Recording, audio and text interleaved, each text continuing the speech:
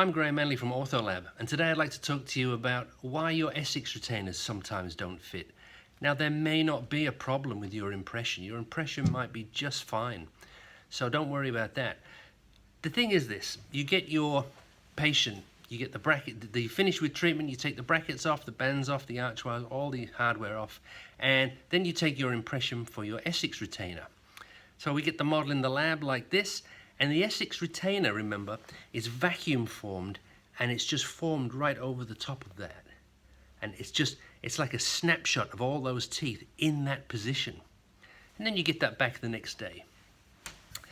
Now, if your patient doesn't turn up on time, or you leave it too long in between taking the hardware off and fitting the Essix retainers, sometimes those teeth may move. And if they move even slightly, the Essix retainer won't fit.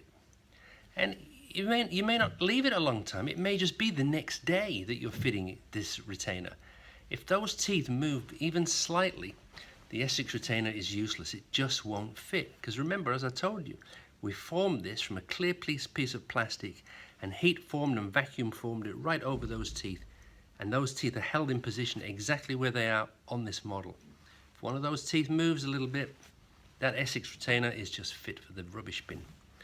And the thing with Essix retainers as well is, they cover the occlusal. So that occlusion is never going to lock in. They're quite flexible and they're good. The patient likes to have these things. They can't be seen from the front. They're very aesthetic. The thing is, it's not going to be a permanent long-term retainer. Patients will break these quite easily. They'll bite down on them and they'll fracture right along the occlusal surface. So this is a very temporary retainer, and I really would advise against this, especially if you're having issues with Essix retainers not fitting. So what do you get in place of that? Well, I would suggest a Hawley retainer, and if your patient is concerned about aesthetics, we can make a Hawley retainer with a clear labial bow, just like this one here. So you see the clear labial bow on that? Now those clear labial bows fit very, very well. They are heat adapted to the buccal surface of the teeth.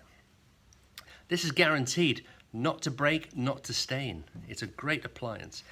Why is it better than an Essix retainer? Well, it doesn't cover the occlusal surface. It is aesthetic, and it can be adjusted. If the teeth have moved a little bit, you've got these U-loops here at the side, and you can just adjust them to tighten the bow. You can relieve a little bit of acrylic if the teeth have moved into that space.